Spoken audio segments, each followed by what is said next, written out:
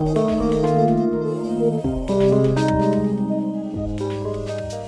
start by giving you a little bit of some statistics on what's going on around the world. Of course, these areas, the divorce rate is higher, as you may perhaps anticipate. In terms of the divorce rates around the world, USA is number 10 with 53%. That means almost 1 in every 2 marriages in the US right now end up in divorce. France, 55%. Cuba, 56%. Estonia, 58%. Luxembourg, 60%. That's quite high. Spain, 63%. Czech, 66%. Hungary, 67%. Portugal, 68%. Who can make a wild guess? Where do we have the highest divorce rate? Let's make a guess. Which nation? Belgium. Only 30% of marriages stand. 70% of all marriages in Brussels especially end up in divorce. What do you think is the current rate in Kenya? Nyeri especially. Nyeri women, what is the divorce rate? Now, these statistics were from Elena as at 15th of January, so they are recent. Now, a little bit facts about marriage. This is what I found. 50% of all marriages in the US roughly, we saw precisely by this year, about 53%, end up in divorce. First marriages. Here's the story. 67% of second marriages end up in divorce. Now they go ahead and marry the third time. 73% of that marriages end up in divorce. That means you have a higher chance of winning in your marriage in your first marriage than in second, third, or other subsequent marriages. So every time you look at your spouse and feel like you're dissatisfied, please remember this. Statistics don't cheat, figures do not cheat. You know, the grass looks greener where? The other side. So I suggest today, think twice before you leave your spouse. I wrote some notes here. You have a higher chance in your first marriage than in subsequent fallacies. Why not invest in your current relationship? What do you imagine you do in ensuing fantasies? But some people tell me, Doc, it's so painful in my marriage. I've wasted a lot of time. I can't stay in it anymore. Then don't waste the pain. You've been there for 5 years, 7 years. You've gone through the drama. My findings has been this. A lot of marriages break between the 5th and the 7th year. And if you've already gone past the 7th year, you're in your 8th year. If there is no verbal or physical abuse, you have a higher chance working on that marriage than quitting and trying another one. The only disclaimer, if somebody continually verbally and physically abuses you for a long time, your life will rather become vegetative. That is for sure. If somebody tells you you're a loser, you can't make it, you can't do anything. I pray if they're here, God is going to touch them and they're going to change that working vocabulary, because eventually that becomes your eventual reality. You cannot perform in a manner that is inconsistent with the words you are consuming on a day-to-day basis. Now, some people tell me, well, in our marriage, we have no sex, the love is gone with the weeds, we have no feelings for each other. Then I ask them, can you come for Winning Families at Green Hills? Can you go for counseling? I can't afford. How much is your marriage worth? You invest in many things, and marriage never works. It's cost to work. You invest in school fees for your children, sometimes to the tunes of 100,000. But in any given year, very few of us deliberately invest in our marriages. Would you agree with me? And then you complain marriage never works. I repeat, it doesn't work. It is cost to work. The real question is this: how much investment have you made? You have bought a lot of plots, Chaka Place, and Kitengela and Syokimau. How much have you invested in your marriage? Because if it's worth it, then there is an investment for it. If there's no investment for it, it's not worth it. Show me where your money is. and I'll show you where your heart is. It's very easy to tell me what is important for you. I value my health, I value my family, I value my children. But as a mentor, if I truly want to know what is imperative for you, I need to check on the two things: your schedule and your finances. How you spend your time, how you spend your money. I don't need you to explain to me what you value. Where your money is, there your heart is. What gets scheduled gets done. If I study your money and your time, I get to know your heart, period. It's not what you say, it's what you schedule and where you put your investment. That's what you value. There is someone listening to me here. They have no problem tonight or any other day to go drink 10,000, but they have a problem investing 1,000 for a seminar like this. And then we conclude marriage never works. And then by the time you're going to a counselor or a mentor or a life coach, some of these things are beyond repair. You've got to deliberately invest in your marriage. And so I ask you that question again: how much is your marriage worth? How much is your happiness worth? Who do you think will ever invest in your marriage? That's the question I want to ask you right now. In the time I've dealt with people in respect to matters marriage, the biggest battle has always been love and respect. So the first thing I hear every woman say: he doesn't love me. And the first thing I hear from men, she doesn't respect me. The first complaint the world over, I have had the privilege of traveling every continent. Last month, we were in 3 nations: Singapore, Malaysia, and Thailand. And I'll be taking this message this year in no less than 15 countries. And whether I'm talking to Indians or Africans, the number one complaint of all men: I don't feel respected. The number one complaint of all women: I don't feel loved. So this is the big question: what is this love and what is this respect? And here are some of the responses you people have given me. When a woman says she doesn't feel loved, this is exactly what she says. She wants you to spend quality time with her. For her, the time you spend together means love. Now that you are able to bring her in this meeting, she feels loved. And most likely tonight, things are going to be very hot. Calling her and updating her on what you're doing, for her it means love. But we don't do it in Africa. Especially we don't come from Nyanza. Why should we keep texting her? We are busy buying plots. She doesn't feel loved. Take time of your busy schedule. Out of 24 hours, I don't believe you can lack just a second or two to say, I love you. According to her, love means call me, update me, tell me I love you. Every man listening to my voice, your thoughts don't bless her. She wants to hear it. Love never spoken is not love. Si anaona, watoto nimeremisha, fees nimelipa. What else does she need from you? She needs to hear it from you. Don't make her just a financial partner. She wants to be your lover. What does she mean? She wants attention. She wants to be listened. No comparisons. Don't show interest to other women. Don't walk down the streets of Nyeri and begin having a long delay of your eyes. Every woman wants to know that your full attention is on her. Every time you spend time with your children, the woman interprets it to be love for her. Men can't understand this. There's a part in our brain that is dead. It doesn't understand this, the right part.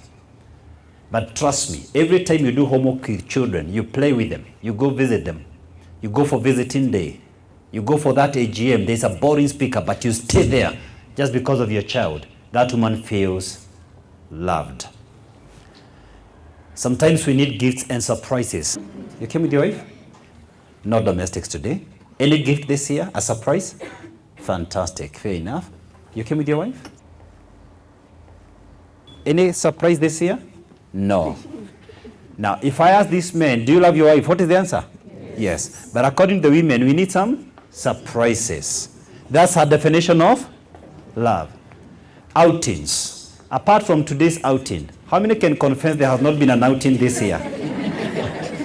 How many can confess there has not been an outing this year? Specifically, not family outing with your children at Green Hill. You, two of you. How many can confess there has not been an outing? According to her, she doesn't feel loved. What am I doing? I'm breaking it to men. What the woman means, she doesn't feel loved. Consult.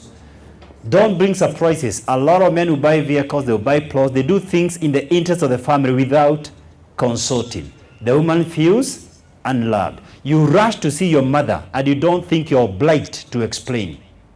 Is that familiar?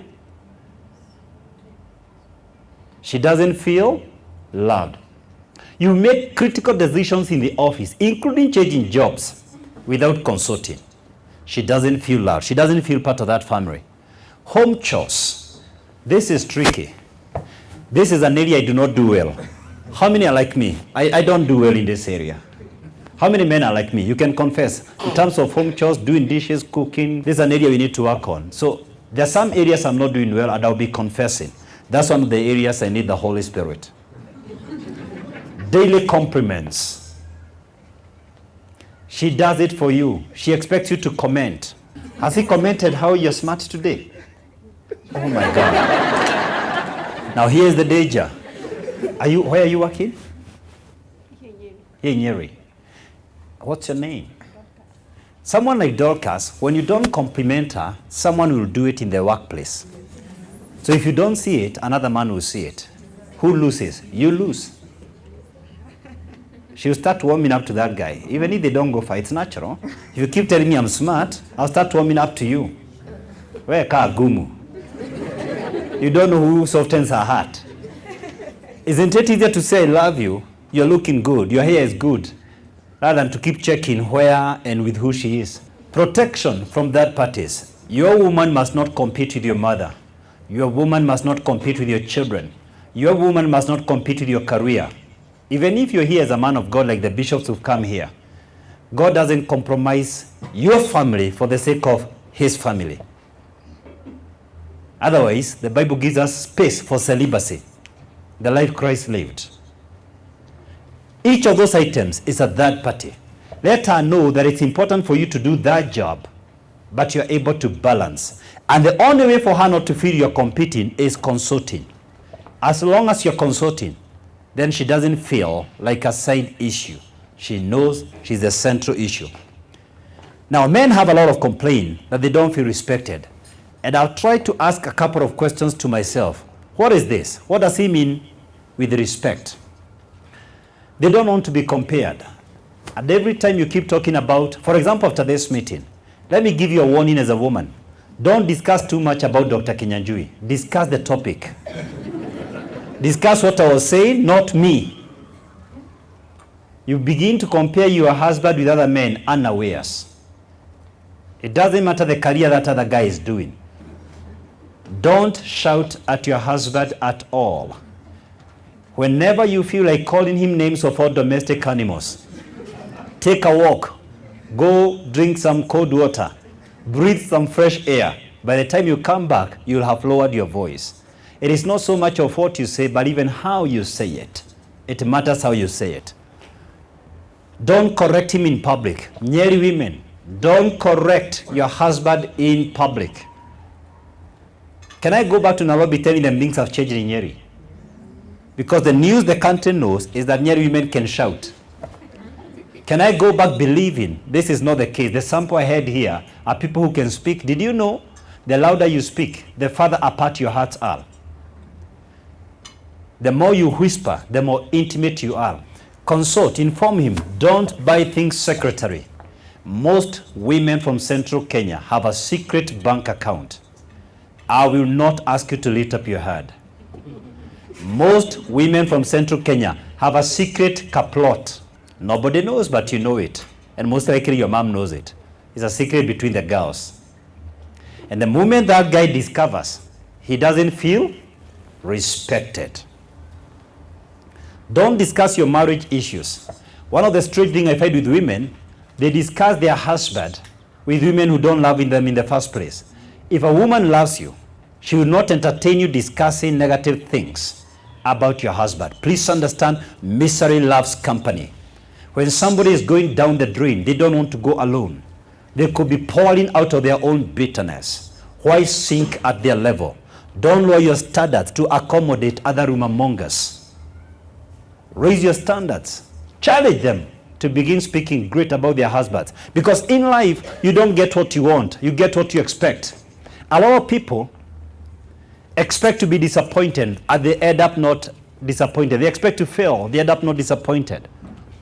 Let me say this. You don't get what you want in life. You get what you expect. If you expect to be broke, you will not be disappointed. If you expect to divorce, you will not be disappointed. If you expect to be fired from your job, you will not be disappointed. If you expect your business to fail, you will not be disappointed. If the results in your life are not consistent with what you desire in your heart, I invite you to inspect your heart, because then there's a conflict between what you expect and what you're getting. You get in life what you expect, not what you want, unless what you want and what you expect are incongruent. For men, respect means sex. This is a hard thing to explain. If you're not willing to make love in that home, what's that? If he's always reaching out to you from January to December, there's no time you show like you're feeling it. He starts questioning you whether he's doing it properly, and he might go to test elsewhere to see whether he has an issue. You know, matters become sensitive when they are real. The moment you control your husband sexually, you're in witchcraft. The simple definition of witchcraft is manipulation. Don't manipulate your husband sexually. Leave the fight in the sitting room. Get back to bed even when you don't feel it. You can even use it for making up. Your body does not belong to you. It belongs to you both. And a man can tolerate lack of sex from women out there, but not at home. He feels entitled. And you need to understand that game. There's a word here. My wife likes her hard held. That's about my mercy. That's why I didn't want to comment about it elsewhere. I was teaching on marriage somewhere, and there's a woman who told me she doesn't like being held by the husband. What you need to find out is your wife's definition of love and your husband's definition of respect. Is this a cycle? Is this a cycle going back to where we started? If she doesn't feel love, she doesn't respect him. If he doesn't feel respected, he doesn't love her. From a biblical perspective, no. Love precedes respect. Love is greater than respect, and I'll be showing you that. A woman submits naturally to love. She should not sit down to plan how to submit or to respect you. It is the man who started the relationship. It is the man who gave the leadership to that marriage. From a biblical perspective, when you love her as Christ loved the church, she naturally submits to you. She doesn't need lectures on submission. Love is greater than respect. Love precedes respect. We didn't choose Christ. He chose us. He says, you didn't choose me, but I chose you. There's an area I want us to think through together. When a woman speaks, the man naturally does not hear the same thing. So I want to ask this. When a woman says, can we talk? What does the man hear?